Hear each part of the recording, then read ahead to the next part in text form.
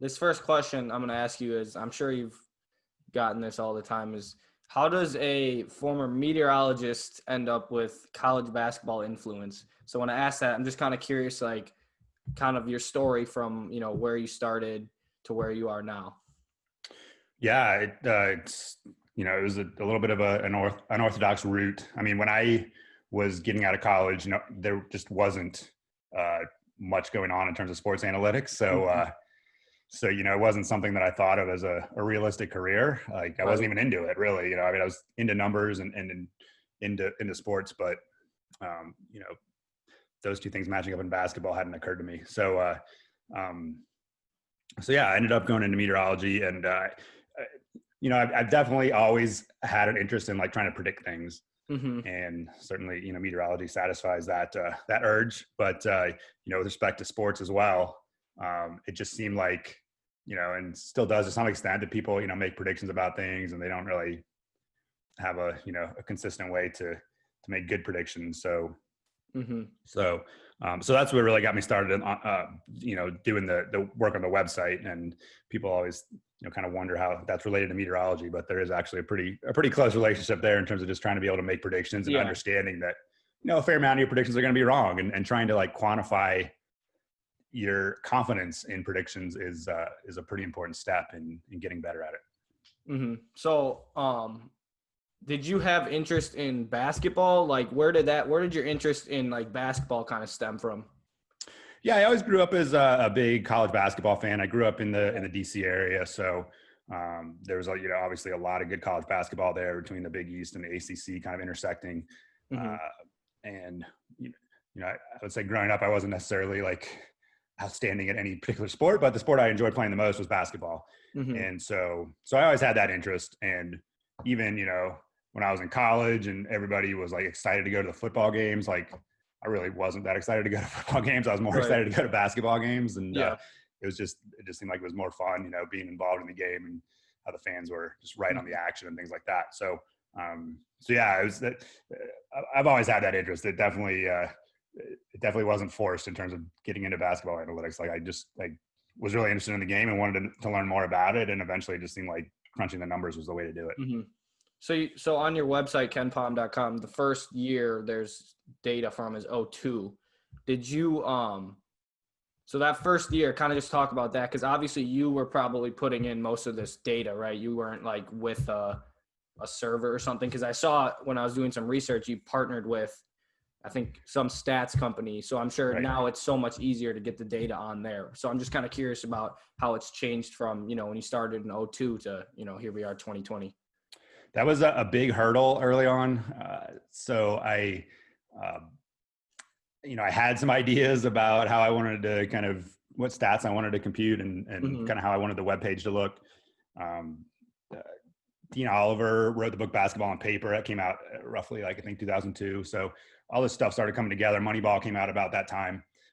So I had these ideas, but I always thought that there's no way you could update this data daily. There's so many games going on, and I can't manually type in all this stuff every day. That would go insane. So I distinctly remember computing a lot of the stats at the end of the 2002 season, but not even thinking about starting a website. And then I kind of just put that aside for a year or two. And then eventually some ideas started to come together, and I started to learn some programming, and I could, ESPN had all the box scores, Yahoo had all the box scores on their site. So I could write some code to grab that data and publish it on my own site. And that's how I got started. Really at the end of the 2003-04 season was really when I started publishing the efficiency stats for the first time. Eventually backfilled that data for previous seasons, but that's how it got started. And like you said, now I do use Stats, formerly Stats Inc., Stats LLC. They provide all the box scores now, so it's really a much more automated process than it used to be. In the early days, it was pressing a button to update, all the teams, and now it just obviously happens on a regular basis. Whenever a box score comes in the evening, the site updates. So it's a lot different than it was in the beginning. I'm curious about all the categories you have. Have you, over time, have you found you've added some new ones and you've taken some away, or has it kind of been, have they kind of all been the same since you started? No, it's it's evolved over the years, Mhm. mostly adding new stats. I mean, in the very beginning, the page was very simple. If people want a good laugh, they can go, I think it's web.archive.org. I think that's the place that archives old internet pages. And if you go back and look at my site in 2004, 2005, I mean, it's just, Mhm. it's pretty ugly, but it was also very simple. Like it just had, the four factors and the adjusted efficiency and really not much else. And then over time, I've added things that I thought were useful and, gotten into the play-by-play data. The NCAA is basically like standardized how play-by-play is reported. So over the last few years, I've been able to derive stats from that. So mostly it's about adding things. Occasionally I'll take a stat off that I realize is useless or dumb or not as good as another stat that I want to add. But for the most part, I've just added things over the years. Right. And then, okay, I see you have kind of like a writing background too, or you've published some things. You mainly just write about college basketball. Like I see you were co-author of the 2008, 2009 college basketball prospectus. Kind of curious, what was it like writing that, and who did you write that with? Yeah, I wrote that with John Gassaway, who now writes for ESPN. And, back then we were both kind of just coming up through the ranks as bloggers. And we worked at Basketball Prospectus, which was a website, kind of a spinoff of Baseball Prospectus. Unfortunately, the basketball side no longer exists, but so we basically just partnered to write that book, and it was a lot of work. Like Right. that's what I remember about that. It's a preview book for the season, and it was just obviously with hundreds of teams. It's a Yeah. lot of work to put something together that's pretty complete. And going forward, actually, John kind of led the effort really in editing like future editions of that book, which were basically published online. But we eventually just hired like a bunch of different writers, like Blue Ribbon does or any other preview mag does, to kind of handle different conferences. But yeah, for that book, it was just me and him, and it was a pretty crazy effort. So you have like a blogging background. So like kind of during, I'm assuming when you were doing that kind of stuff, it was in like the early 2000s. Is that kind of how? I'm just kind of curious about like now. I guess it seems easier for people to like make their way up the ranks just through like stuff like this, honestly. But what was kind of like your, how were you going about kind of just moving up those ranks in regards to blogging? Because blogging, I think, is a lost art.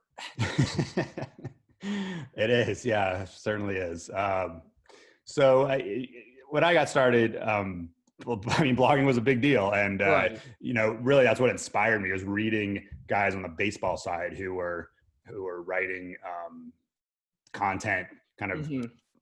based on analytics and making criticisms or points about the way the game's played or certain moves managers would make or things like that. And it was just really compelling reading. And so I just started kind of attaching the blog to my rating site and writing about that. And it was like again, all that stuff is on my site. You can go back to the archives when I first started, and it's not good writing. Like it's pretty ugly, but there was nothing like that going on at the time. So the bar for like interesting content was pretty low, and a lot of people like got into it, and word started to spread, and people started to kind of read my work, and I got better at writing and kind of figuring out things and not saying stupid stuff. And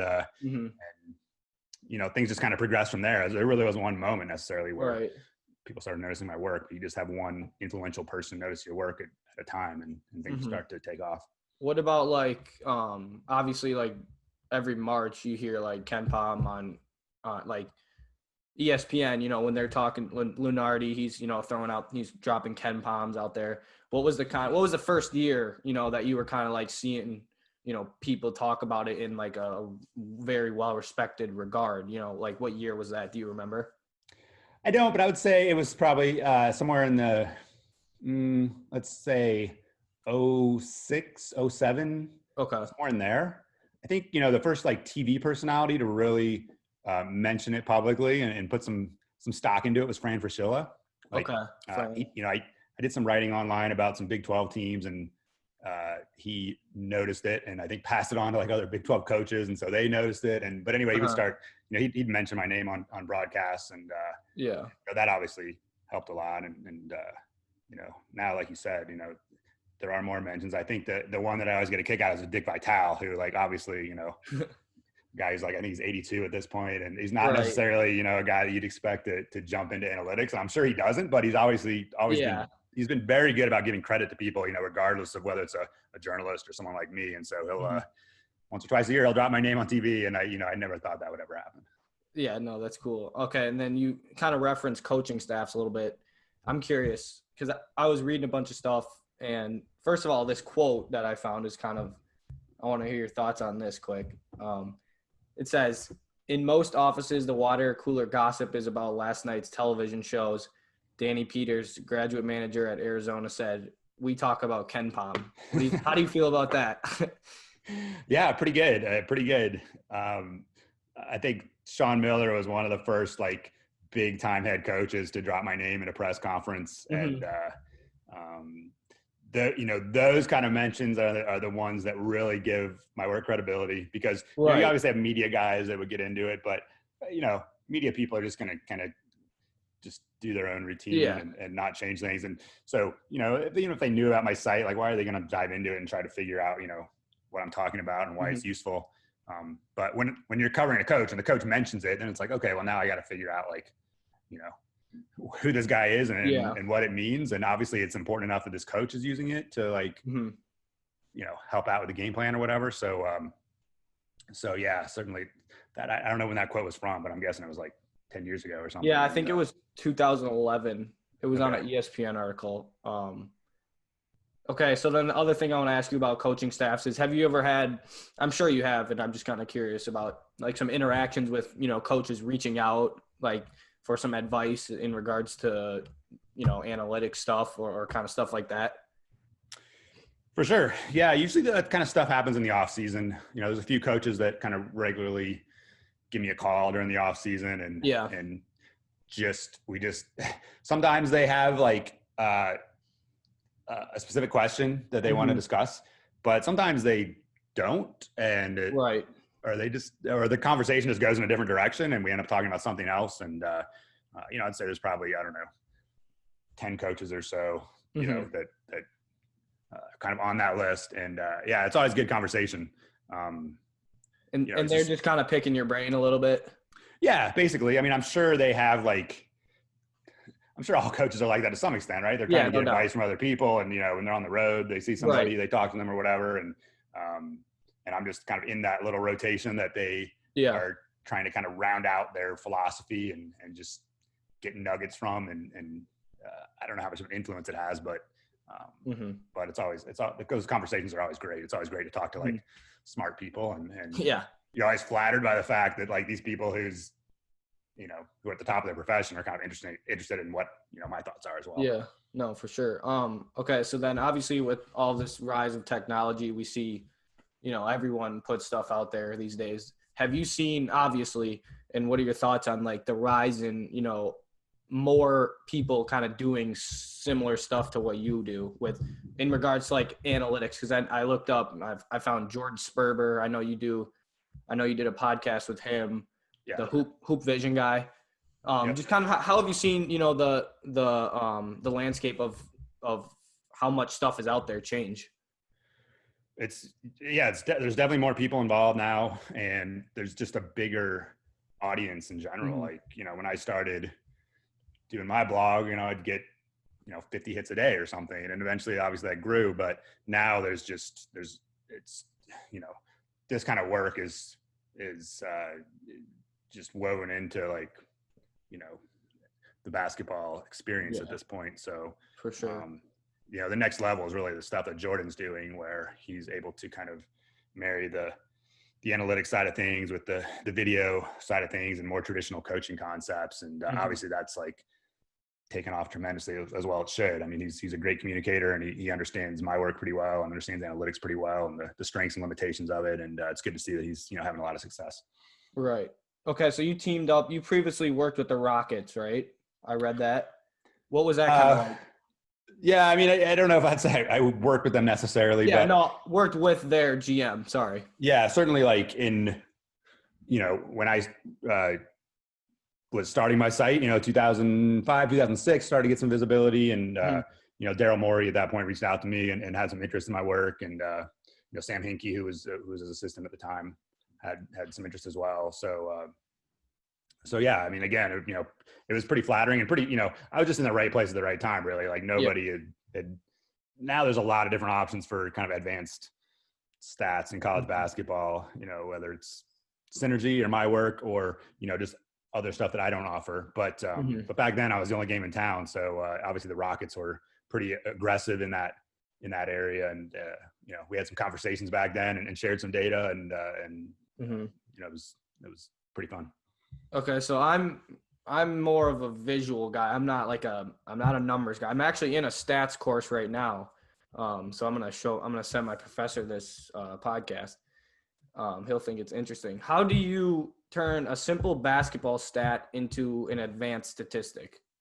What is like the process?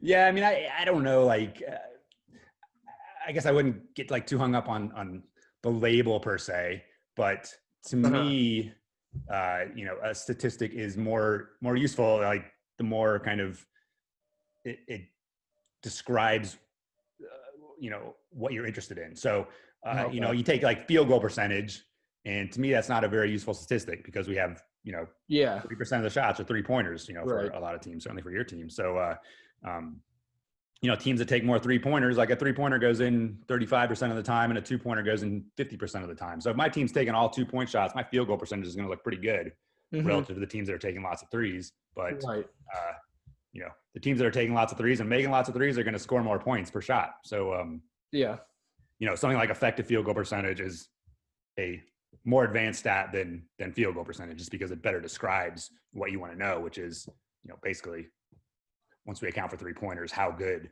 is a team's shooting ability? Okay. And for me, I'm obviously going to get into the coaching stuff when I'm done.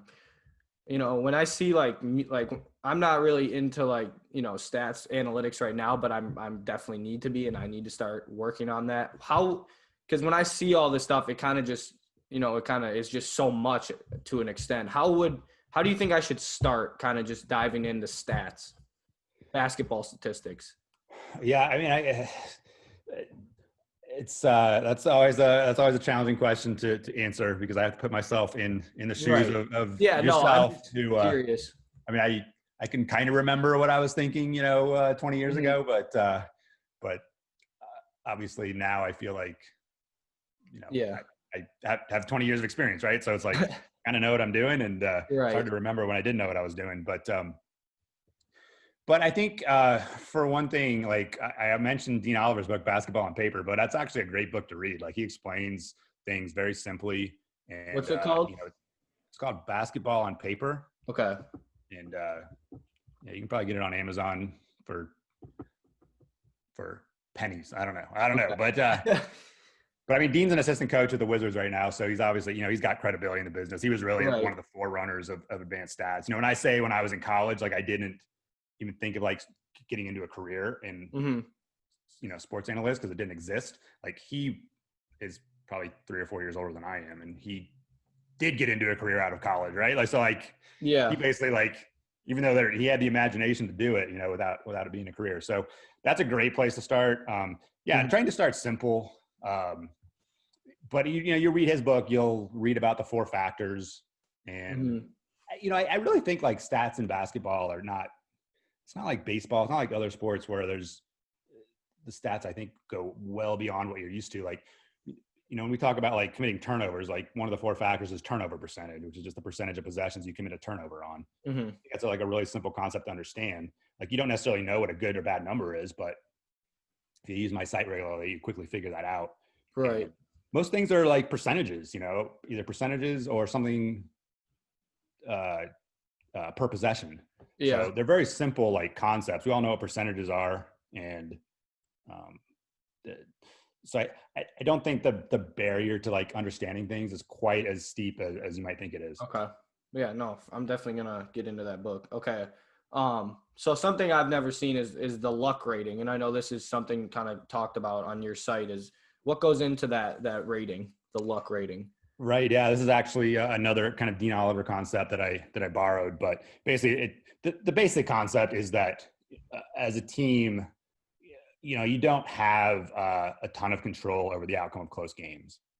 So if a game comes down to the last possession, obviously, the better team is usually going to win, but in a 1-possession game, there are a lot of other factors that influence the outcome, right? Like you can execute a play perfectly and still not make the shot. the officials can make a bad call that influences things. You know, some other lucky thing can happen. Mm-hmm. So there is a lot of like kind of randomness, let's say, if you don't like the word luck, a lot of randomness that can influence close games. And so the luck category on my site basically measures that, like how did you do in close games, essentially. You know, if you were in 10 one possession games, you won 9 of them, like going forward, you're probably not going to win 90% of your one possession games. You know, you're going to win 55 to 60% of them. So, so it basically tries to account for that and basically say, hey, let's look at your record. Okay. What kind of record did you actually deserve based on, you know, your point differential, and the difference is called luck.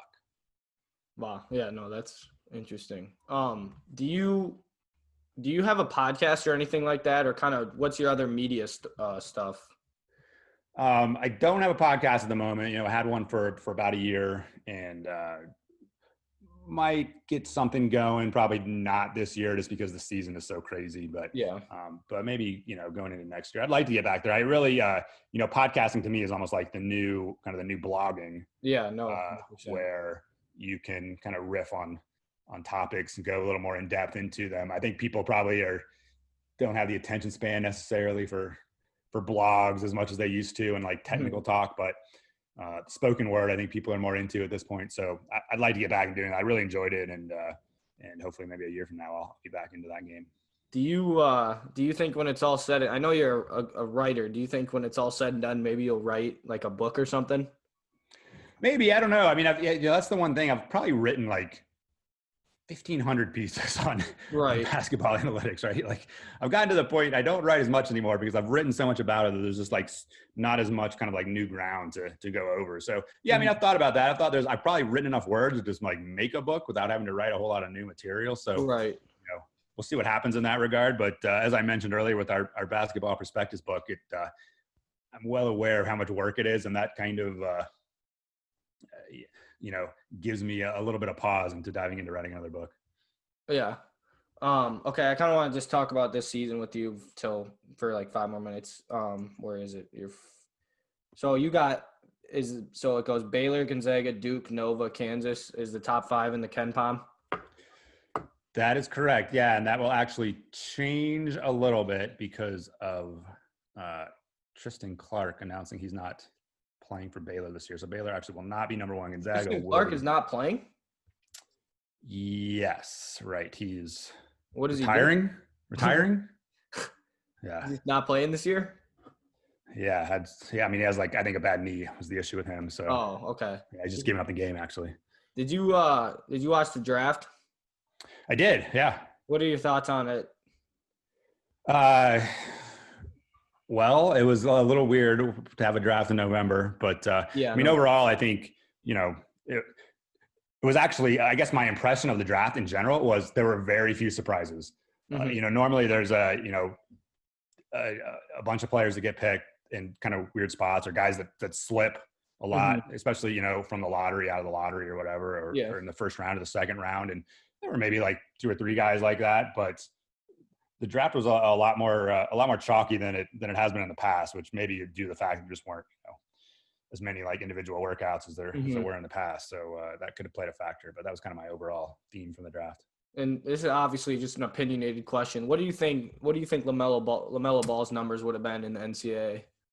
I don't know, but I imagine they probably would have been similar to Lonzo's, where you know, a really high assist guy. The shooting numbers are kind of a wild card because he has sort of the similar, I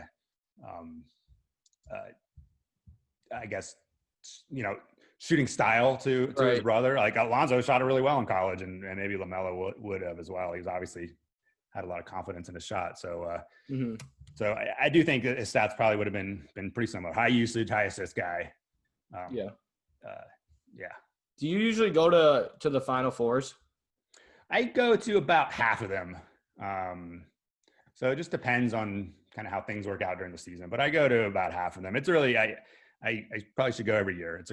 It's really a good time to, you know, obviously just mingle with coaches. Yeah. I mean, you can just walk through, you know, the hotel lobby, and it's a who's who of coaches. And it's a good time if people want to meet me as well or have a conversation. Like, it's just great to be there, and you can, you know, knock out a bunch of different conversations in 2 or 3 days.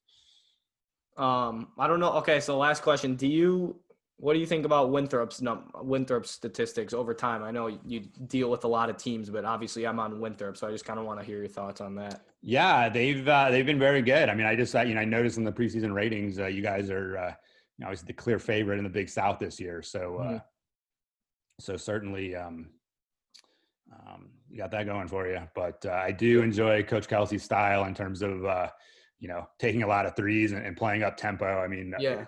not that that's like guaranteed to win you games, it's not. But I do prefer watching that to the Right. alternative. So I certainly appreciate that. All right, man. That's all I got for you. Really, really good conversation. Appreciate you coming on. All right. Thanks for having me on, Nate. I appreciate it.